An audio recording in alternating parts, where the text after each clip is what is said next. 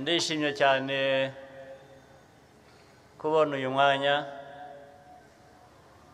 ngo nze turamukanye tuganire dusabane nyuma y'igihe kirekire.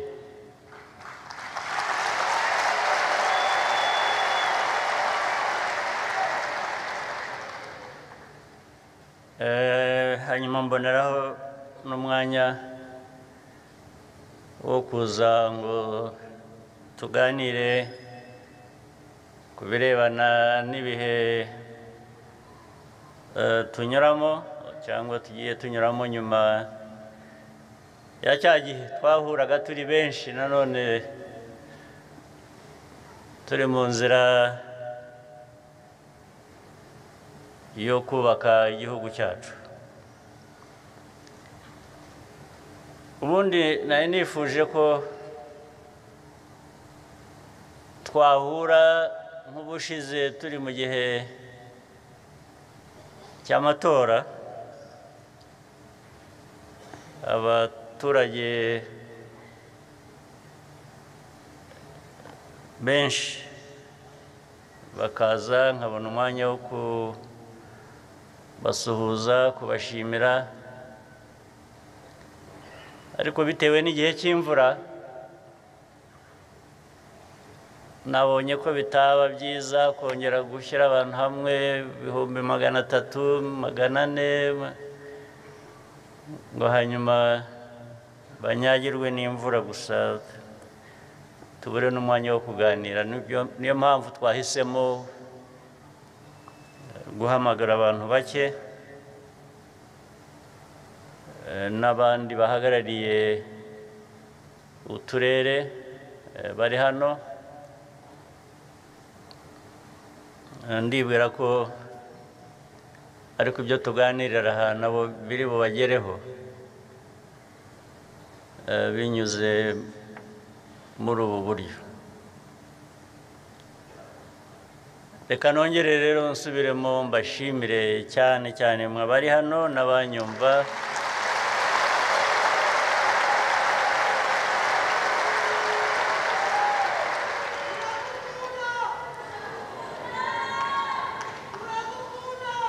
Nanjye nuko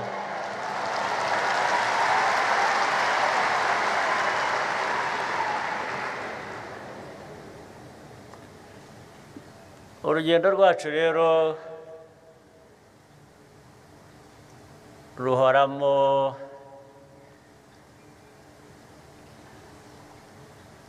ingamba zitandukanye. Ingamba ndavuga urugamba nyarwo, ariko nkavuga n'ingamba mu buryo bw'imitekerereze n'ibikorwa tugomba gukora kugira ngo duteze imbere igihugu cyacu n'abanyarwanda. Urugamba nyarwo nahereyeho murarwumva narwo ruhoraho. Urugamba nyarwo muraruzi? Mwaba mutaruzi gute? Rwa rundi nyine.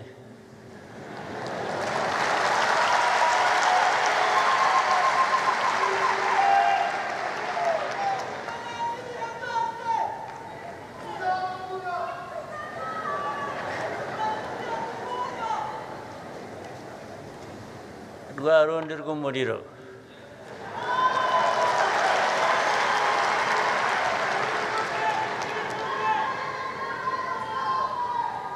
Niko tubayeho rero, niko amateka yacu yabigennye.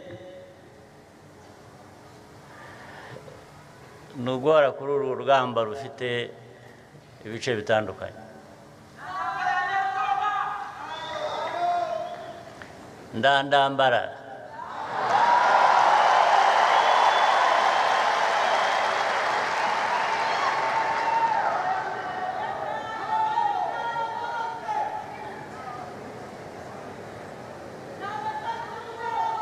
mpere ku bya mbere by'ibanze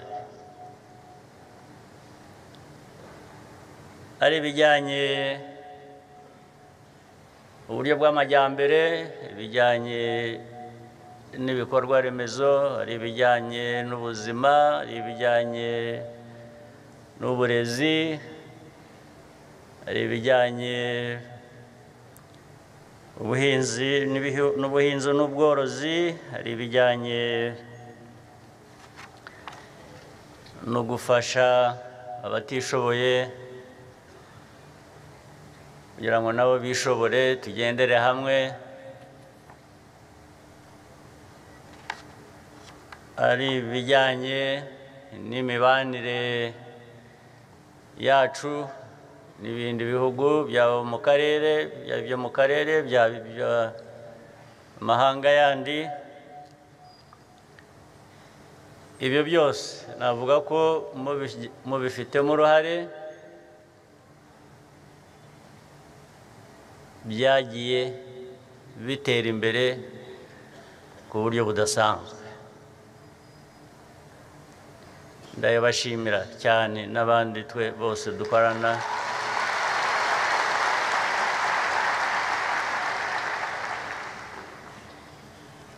Niko bikwiye kumera, niko bikwiye gukomeza, ndetse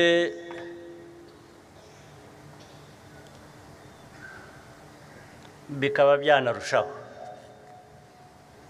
Ariko uko mbivuga, sinyobewe ko amateka arakomeye kurusha ibyo byose. Amateka yacu aragoye ku buryo abo wita inshuti, bamwe mwita partners,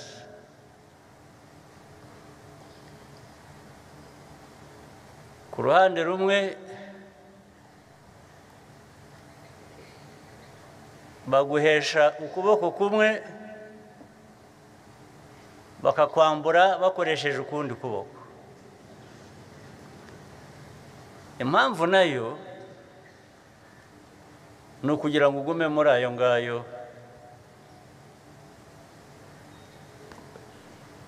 ntupfuye, ntukize, baguhorane batyo, baguhorane udakize, utanapfuye. Ariko ndetse ubemereye ukarangaraho gato, no gupfa ntacyo bibatwaye. Ibi mvuga n'ubundi tujya tubiganira, ni ukuri. Utarabona ubuhamya ubu ntabwo azi isi arimo uko iteye.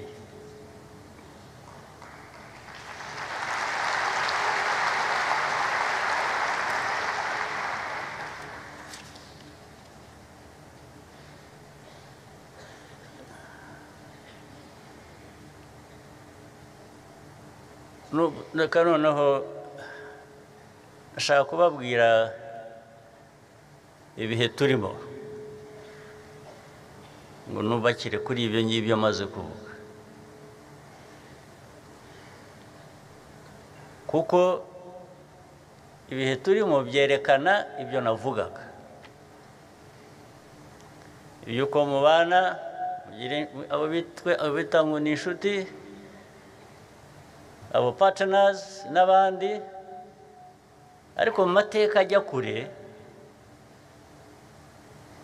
mu mikorere yabo no mu mibanire yabo natwe. Ariko ubwo twebwe ndavuga, ndahera ku Rwanda, ariko nujya kubisesengura kurusha, birafata iyi ntara ya Afurika yose. Niko tubaye, niko tubanye, niko bashaka ko ariko dukomeza kumera. Icyo gihe rero hariho guhitamo. twe nk'abanyarwanda cyangwa n'abanyafurika bandi biroroshye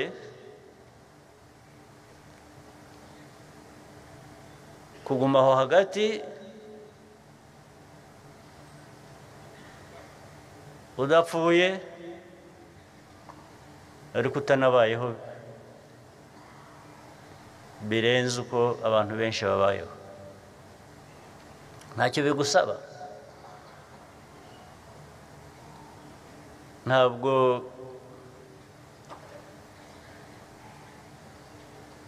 rwose ntacyo ugomba kwishyura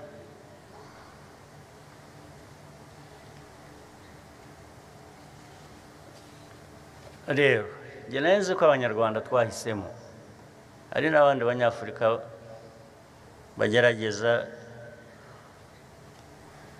twese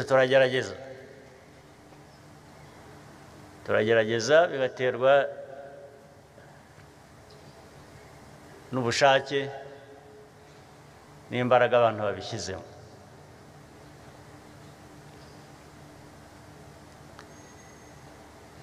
amateka yacu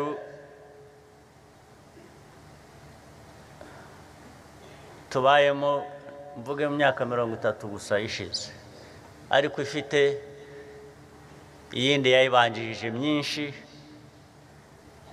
n'imibereho mibi igihugu cyacu n'abanyarwanda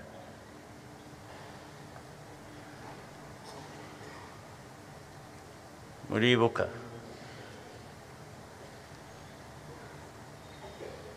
abacu twatakaje na byiza ko ngiye kubivuga tugana muri uku kwezi twibuka kwa kane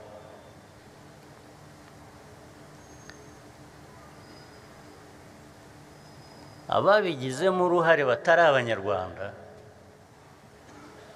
kandi bagize uruhare runini ndetse ruruta rw'abanyarwanda muri ayo mateka yatumye ibintu bimera gutyo niba abo ngabo n'uyu munsi bakidukurikirana batubuza amahwemo ndetse banakuziza ko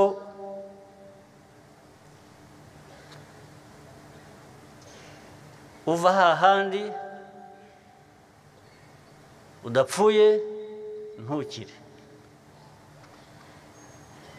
ibyo bakabikuziza kubera ko wavuye muri wa mwanya bagushyizemo wo kudapfa ntukire ibyo ukagomba kubyishyura ese bagashaka kukwereka ko bagomba kugusubiza aho ngaho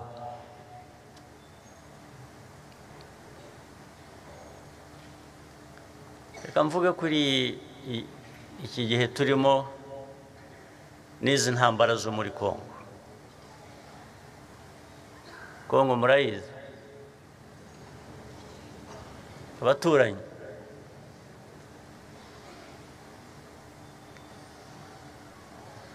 twagize ibyago hamwe buriya dufite ibyago bimwe ariko bo bahisemo kutabyumva ibyago bimwe dufite ni ukuba twarakoronejwe n'agahugu gato nk'u Rwanda ndetse ako gahugu kagatema u Rwanda kakarucamo ibice kugira ngo rungane nkako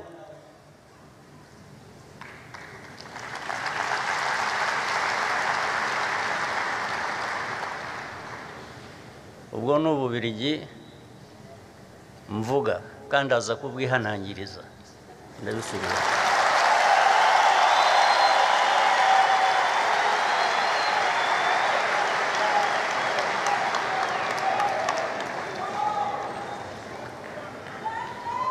Ububiligi bwishe u Rwanda bukica abanyarwanda amateka aya yose arenze 30 gusa imyaka 30 gusa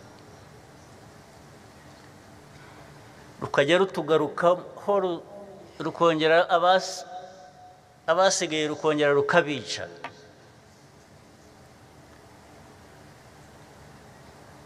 Twarabihanangirije kuva kera, turaza kubihanangiriza n'ubu ngubu.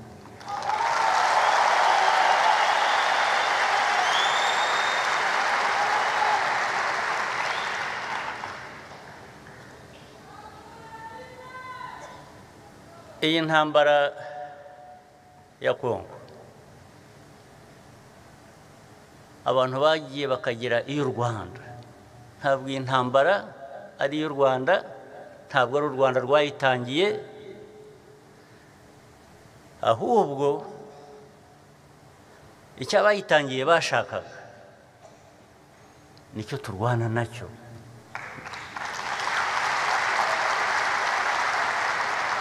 Ni nacyo ndi bubabwire. Iyi ntambara ifite inkomoko igenda ikagaruka kuri ayo mateka nari maze kuvuga.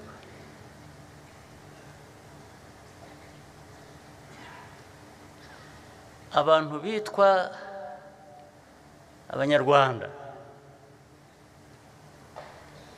bamwe bagiye bisanga hakurya y'imipaka tuzi ubu ngubu y'u Rwanda. Ntabwo ari u Rwanda rwabatwayeyo, ntabwo ari Abanyarwanda batwaye, ntabwo ari u Rwanda rwatwaye Abanyarwanda muri za Gisoro muri Uganda, ahantu hitwa Gisoro hano. Ntabwo ari u Rwanda rwatwaye Abanyarwanda muri za Masisi, muri za Rucuro na Hehandi. Ntabwo ari u Rwanda rwabajyanyeyo.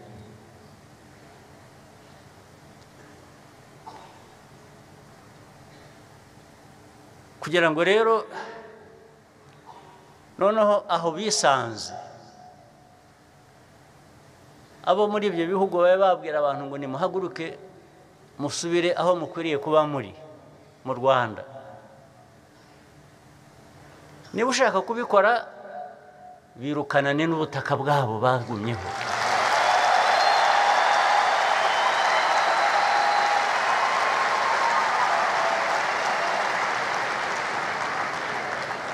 Ariko niba ukoresha ukuri cyangwa niba ushaka amahoro nkawe nk'uko abantu bose bayashaka, ugomba guha abantu uburenganzira bwabo.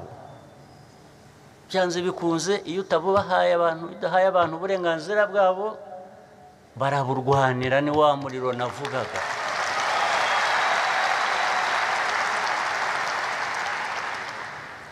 Hanyuma rero iyo uje kubikururamo noneho Abanyarwanda, u Rwanda rukazira ko ibyo bihugu bindi bidashaka abo bantu bariyo,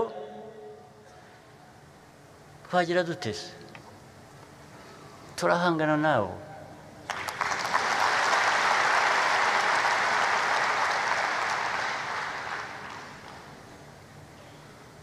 Iyo udafite n'amikoro nk'uko na yacu n'ubundi afite ahagarukira, ukoresha umutima utagira aho ugarukira, ubushake butagira aho bugarukira, na bike mu mikoro ufite.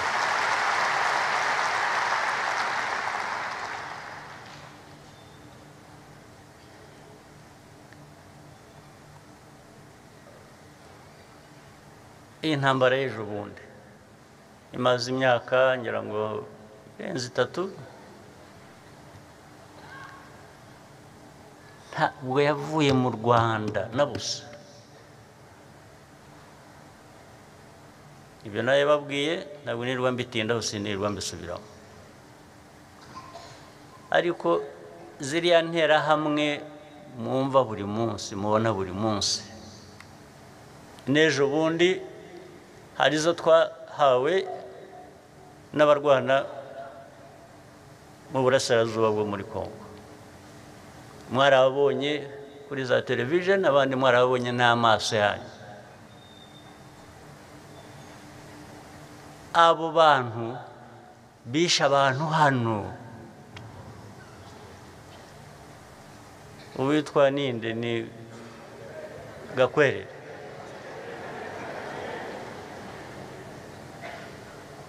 Gakwerere yishe abantu, yishe abavandimwe, yishe abanyarwanda, ariko si we gusa, nuko ari we wafashwe ejo bundi, abandi baguye ku rugamba. Abo bantu byaragiye biba kuvuga ngo iyo uvuze FDLR, iyo uvuze interahamwe, bakavuga ngo ariko abo ngabo ngo muvuga ngo ni bangahe, ushaka ko baba bangahe kugira ngo babe ikibazo?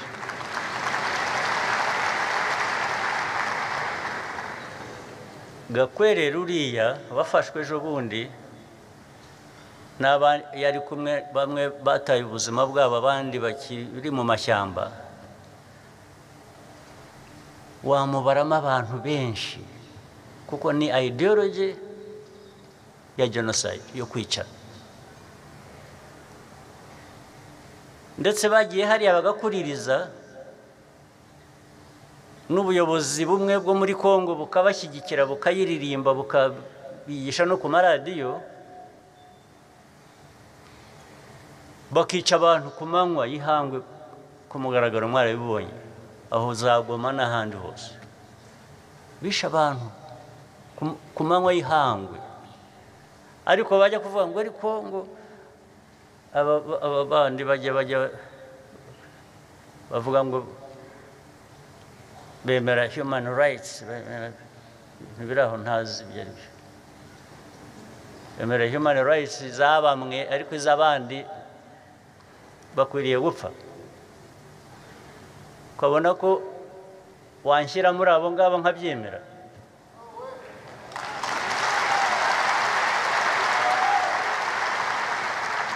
Washyira abantu mu bagomba gupfa bakabyemera, bakagutegereza kuza kubica? Byose ko ari ugupfa se nanone? Napfa ndwana nawe?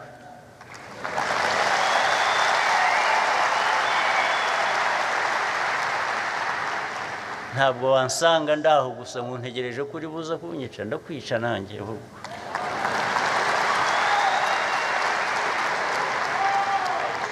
Ibyo rwose icyo nicyo kisubira kwerekana abantu bose bikiremwa ni bamwe, nta muntu uruta undi.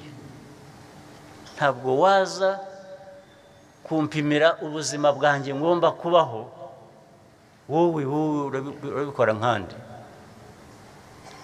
urabikora nkandi. Ubwo rero byarangira gutyo. Aba barwana muri Kongo batotejwe kuva ryari, ndetse buriya abantu nuko birengagiza amasezerano yabaye mu myaka, iyi ntambara ibaye ejo bundi mu 2022 byari byabaye no mu 2012. Imyaka 10 hagati itarashira intambara zongera zabaye. Ariko ari icyo gihe cya 2012 na mbere yaho,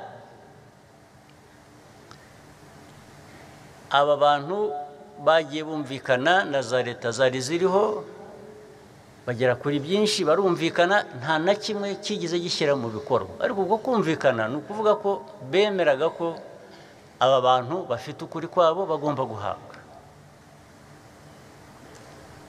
Ariko ejo bundi iraza birivanga, bijyamo ya ideology navugaga, bijyamo leta ya Kongo, noneho bijyamo n'abandi banyafurika uko bateye sinkuzi.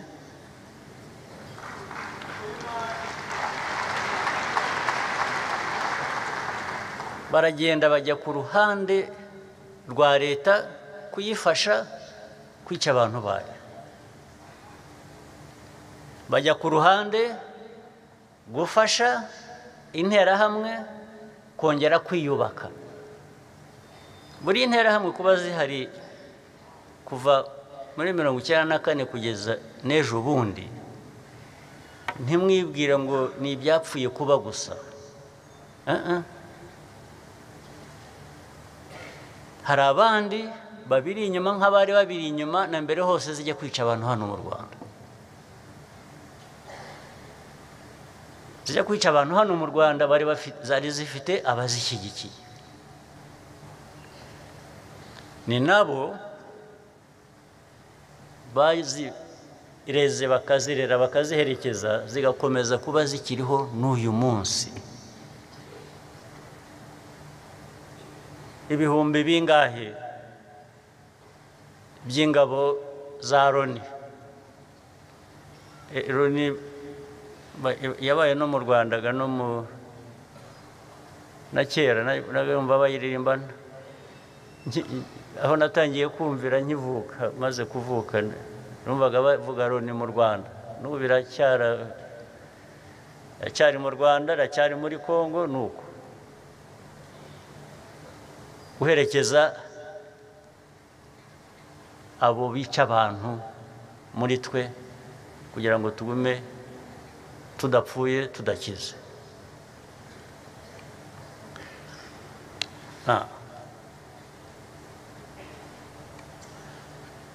Ikibazo gishyira mu majwi u Rwanda buri teka n'uyu munsi giteye gite?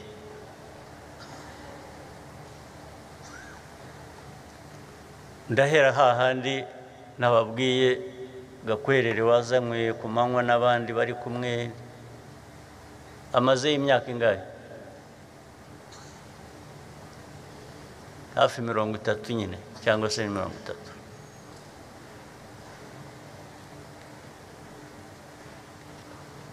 Twe twagumye tubwira isi yose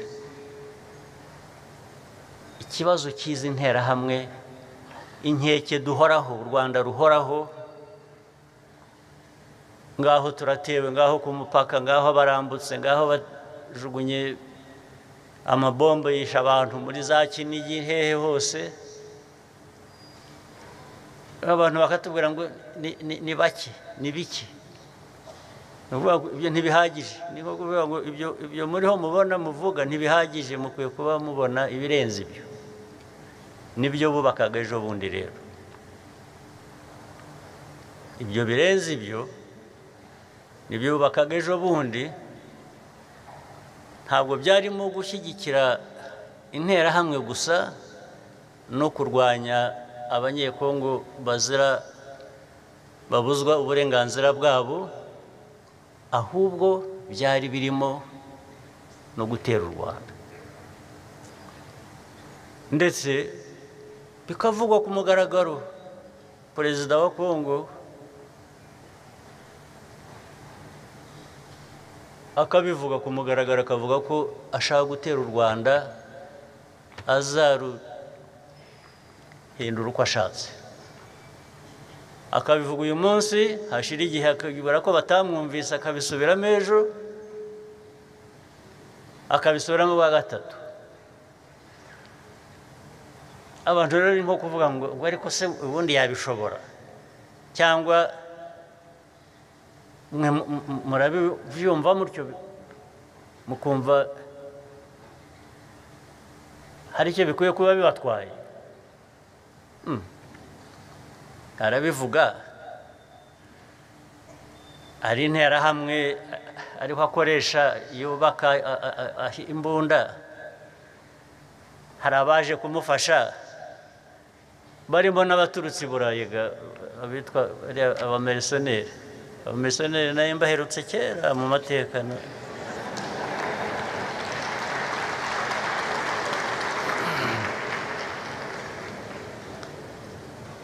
Barabazanye, mwarababonye nabo banza baranyuze hano mu Rwanda. Ariko nta babarenganya, nta nubwo bazi geography, ntabwo bazi ko aka karere gateye. n'amateka ntibayazi, baba barabazanye gusa ngo bajye kurwana. Abasenere bavuye i Burayi baza kurwana n'abirabura, ubu babasanga hano bakamenya gutoranya abantu ngo uyu ni iki, uyu ni iki, uyu ni iki. Abo babohereje ubundi batubwira ko mu mategeko mpuzamahanga ubundi abamariseneri bafite icyo bivuze, ntabwo bemewe. Ariko muri aka karere kubera ko barwanya u Rwanda cyangwa bafasha interahamwe, icyo gihe baremewe, niko baje. Ariko na mbere y'intambara no mu ntambara ntabwo tutigeze tubwira abantu ko ibi bizavamo ibibazo, biduteye ibibazo, kandi tutazabyemera, tuzakora ibishoboka byose tukabirwanya.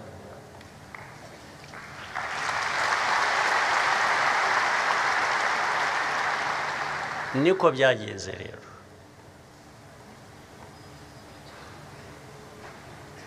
Ubu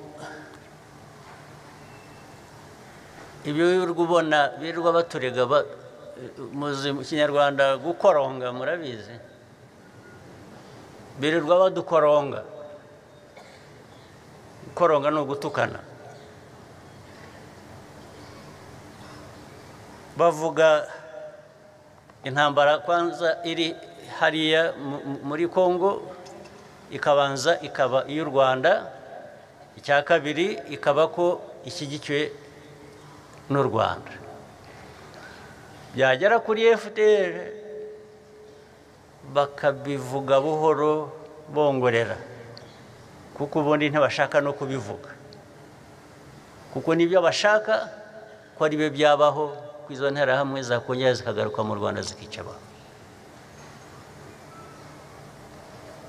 Cyangwa ntibanavuge ko nubwo bavuga ngo mujya mubibona ibyo bandika M23 AFC ko bashyigikiwe n'u Rwanda, bagera ku nterahamwe ntibavuge ko bishyigikiwe na leta ya Kongo, bakavuga ko ari abantu bari aho gusa bafite ukuri, bari aho bashakisha barwanira. Ntibashobora kuvuga, nta na hamwe uzabona ko bavuga ko interahamwe zishyigikiwe na leta ya Kongo. Ariko biroroshye kuvuga ngo u Rwanda rushyigikiye AFC na M23. Ibyo se bibwira ko ari uko ababivuga batabizi, batazi ibyo bavuga. Bazi ibyo bavuga, niko babihisemo. Nuko u Rwanda bagomba kurushyira mu kibazo ndetse bakaruhana uko babishaka. Barangiza rero bikajyamo babandi abadukoroneje u Rwanda n'u Burundi na Kongo. Barabanje bashyira hamwe ibyo bihugu byombi bindi, ndetse ngo nabyo birwanye u Rwanda. Ariko ibyo biragenda bigira uruhande bisobanuka.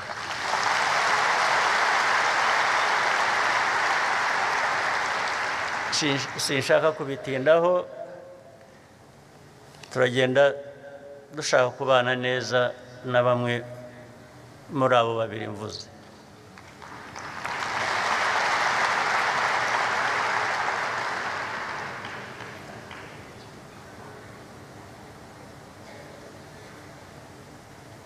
Byarangiza rero Ububiligi bwakoroneje ibyo bihugu bitatu, ngira ngo ni nabwo ni nazo koroni gusa zakoronijwe n'Ababiligi eshatu.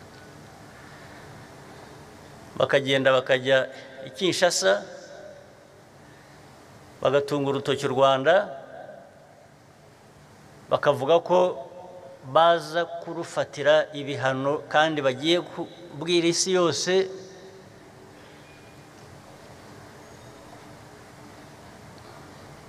kubikora ku Rwanda ariko se we nta soni ugira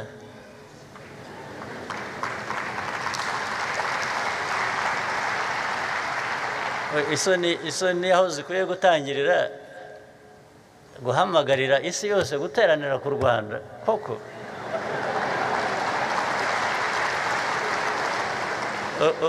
u Rwanda uko rungana u Rwanda twebwe twicaye tugateranirwaho n'isi yose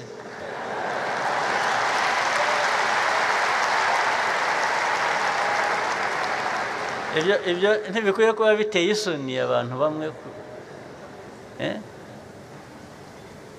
baturetse ko turi aho twirwanaho twirwariza dushaka kubaho dushaka kubaho uko dushaka kubaho baduhaye amahoro baduhaye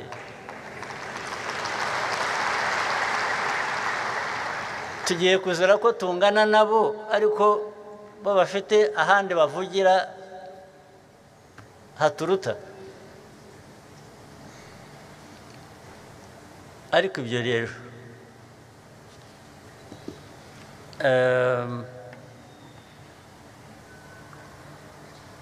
ariko byahereye na kera ntimugire ngo ni n'ibi by'iyi ntambara gusa baduhereye kera baduhereye kera na mbere yaho y'intambara cyangwa igitangira bigahora ndetse tukabiyama tukabirengagiza tukareba hirya barabanza banga ambasada wacu twabohereje ngo ntibamushaka kavuga ngo hari ukuntu ashobora kuba atarakoreye neza Kongo ibyo tugiye kubizira akongera mu kanya bati ntabwo tubemerera ko mugira mutya ariko tukabaza ariko mu babandi mwadushinzwe nande abanyarwanda ko mwemera Imana koko yashinze u Rwanda aba bantu mureba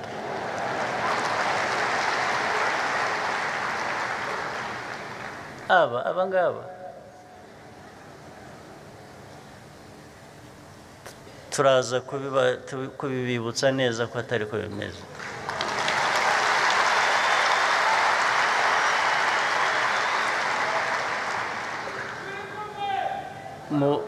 mu buryo bwacu butari bwinshi cyane turaza guhangana nabo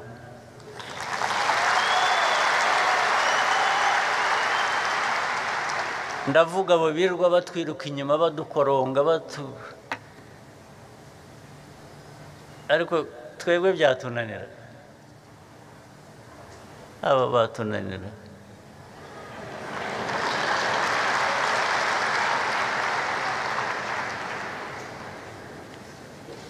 hari ibintu byacu bimwe baza kugomba kwigomwa bakaduha amahoro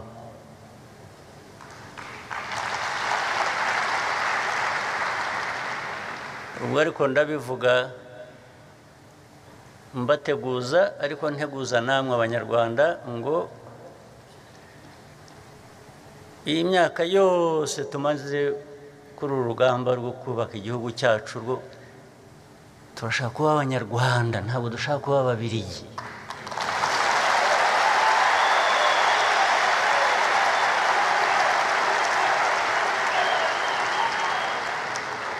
uwo bitarajyamo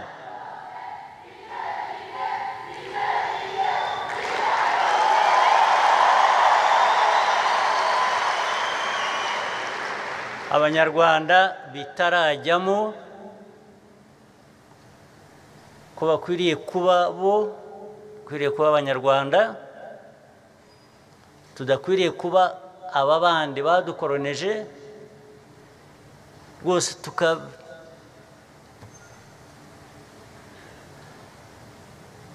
tukabiyuhagira bakatuva ku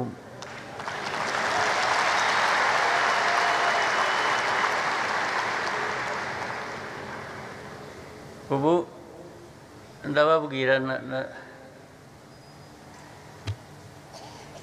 nta kantu ndi busige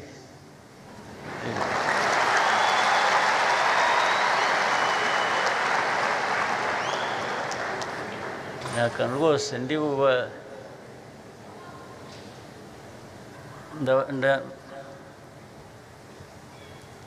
ariko kandi niyo nzira turimo yo kuba twebwe ntabwo twaba abandi dukwiye kuba abandi dukwiye kuba twe tukabana n'abantu tugahana amahoro tukikora ibyo tugomba gukora biduteza imbere akaba ariyo dushyira imbere yacu rwose niko mbyumva sinzi niba hari undi ubyumva ukundi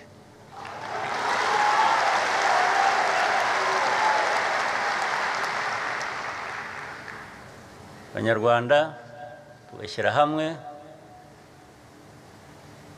tukumva inzira yacu turimo itwubaka ibitekerezo bitandukanye bikajya hamwe bigakorera igihugu cyacu hanyuma tugahangana n'abashaka kudusenya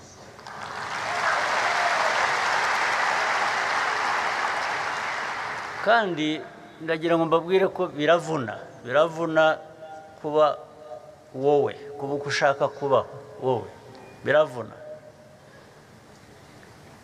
ni nko kubohora iki gihugu byavunnye abantu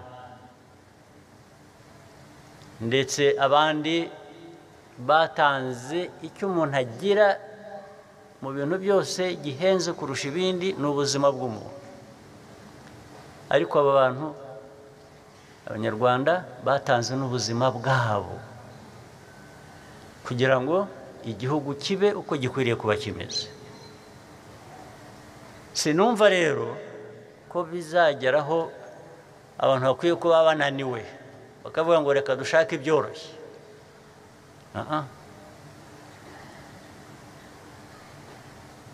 ni ya nzira biraza kutuvuna bimwe mu giswahili bita kufunga mkanda mnajua unafunga mkanda no kwitegura niho kwitegura inzara kugira ngo ipatare wambaye itagwa hasi kubera ko washonje unafunga mkanda murabyumva twebwe abanyarwanda twitegure kufunga mkanda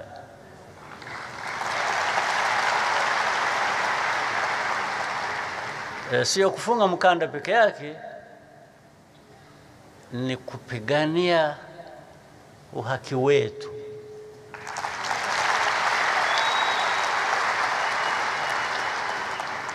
lazima tupiganie uhaki wetu tuna haki ya kupigania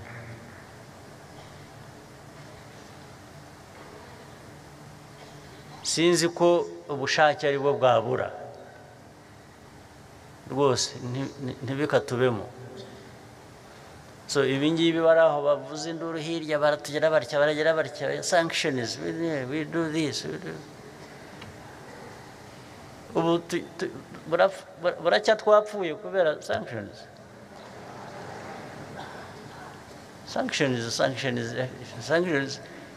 even the ones responsible for the problem are the ones asking for sanctions.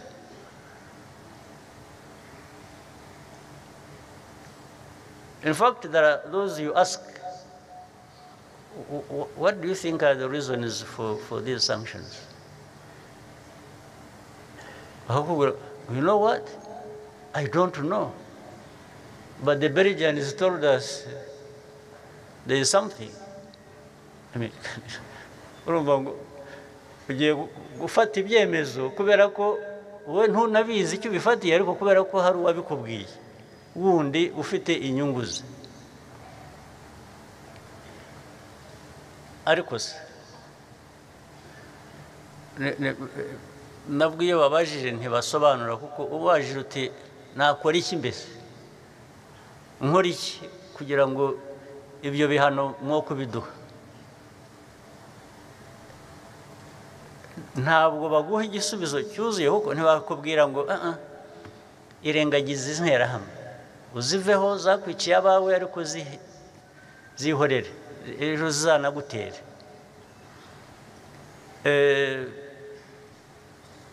Muzi ibihumbi by'abantu dufite hano b'impunzi bavuye hakurya hariya birukanywe mu byabo, kuvuga ngo abo ngabo batuze ubihorere. Uburenganzira bwabo tuzabwira abayobozi ba Kongo babwiteho. Ubwo ni ukuvuga ngo ubashyize mu maboko yabo y'ababica. Ufasha ababica, ubashyize abapfa abicwa ubashyize mu maboko y'ababica. Byose bibaho. Iyi si turimo iri mu kinyejana cya kangahe, kuko bisa nkaho byasubiye mu kinyejana kindi twahisemo cyarangiye. Rero abanyarwanda, icyo nashaka kuvugana namwe, nagira ngo mbabwire uko ibintu bimeze gutyo. Bimeze uko mubyumva, buri wese arivugira arikorera ibyo ashaka.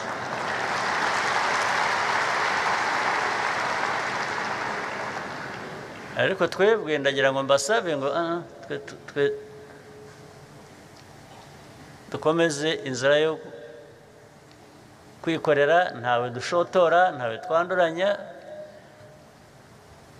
ntawe dushaka kwanduranyaho. Ariko iyo umuntu ashaka kukwica ubigenza ute?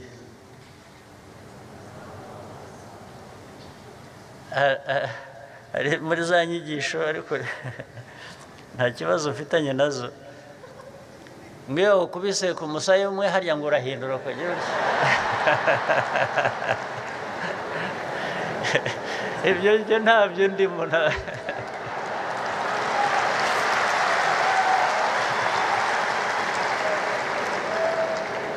Mumbabarire munyumve, nta n'uwo mbisabye ngo ariko abigira rwose.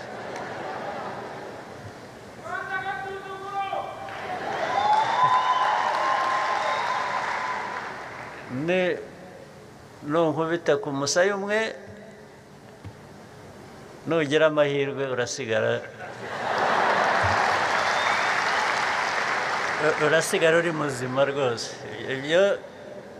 Ibyo niyo dini yanjye. Dini yanjye yo kubisa aha, ndakubita n'ahandi hariho hose hashobora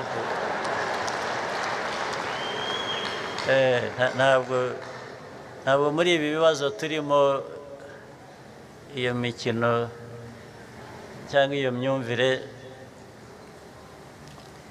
ariko ikibanze ni uko rwose twakomeza inzira turimo yo kubaka igihugu cyacu, kubaka ubumwe bwacu, imbaraga zacu, no kubana neza n'abandi, ari abaturanyi, hari n'abandi bakure.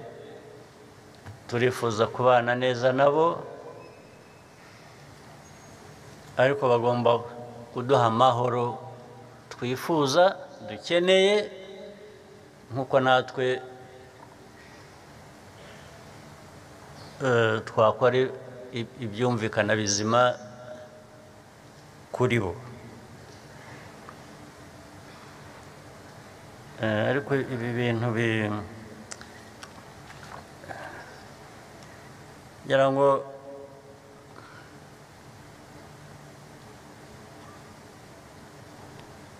Rwanda erega icyo bita failed state, twari ahantu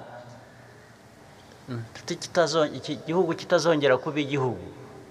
It was not supposed to be a nation again. Rero hari abo byatangaje cyangwa byababaje kubona abantu bongera, ni nko kuzuka, kugira ngo dusubire hariya tuvuye, yeretse utarahabaye nta wahasubira. Niyo mpamvu tugomba gukora ibishoboka byose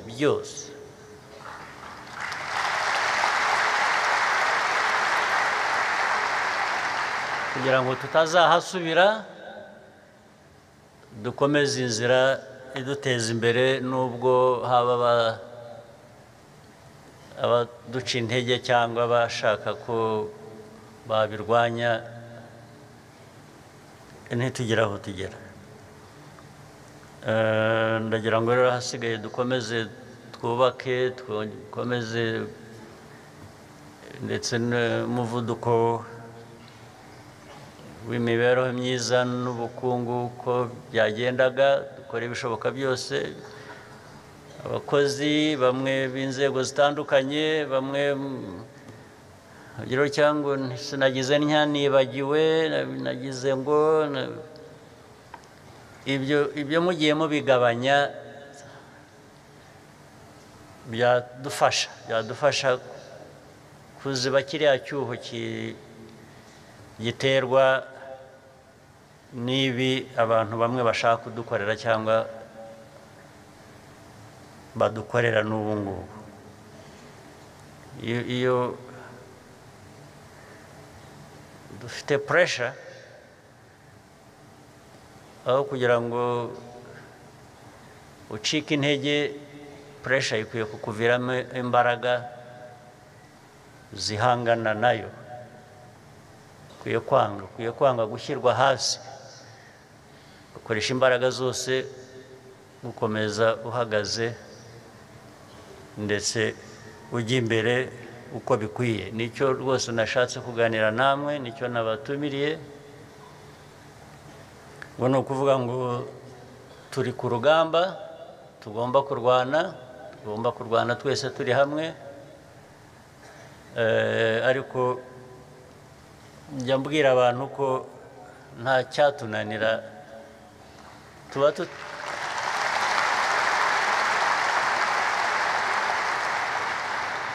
tuba tutarashize cya gihe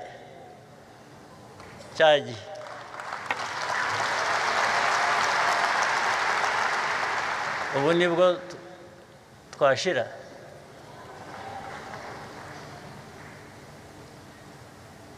There is nothing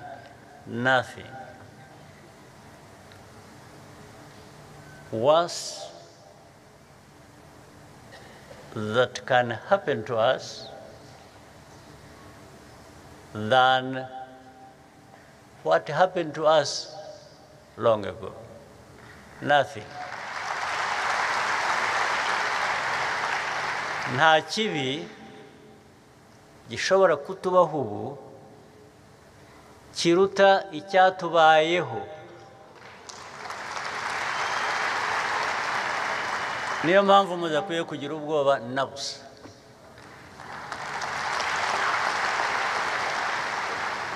Ariko ugize ubwoba niba utinya gupfa, ubwoba burabigukiza gupfa.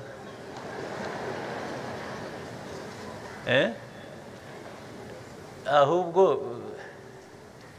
nabyo bikamera nk'ibya bindi nababwiraga wa mubyeyi ziriya nterahamwe nabo bari bazishyigikiye n'aba bandi bose, ubwo ni kimwe, bakoreye ibyamfura mbi, barangiza bakamubaza ngo bamwice bate, bashaka gupfa gutera, bamurase, bamutera icyuma, arabareba mu maso, arabavuma. Natwe niko tuza kubagira, turabavuma.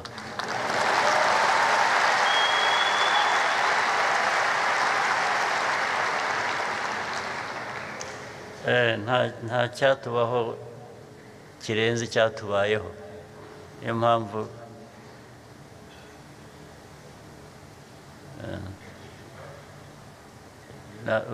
ushaka kukwica ni byiza ko wamurwanya. Ngira ngo reka mbe ndekeye aha, hanyuma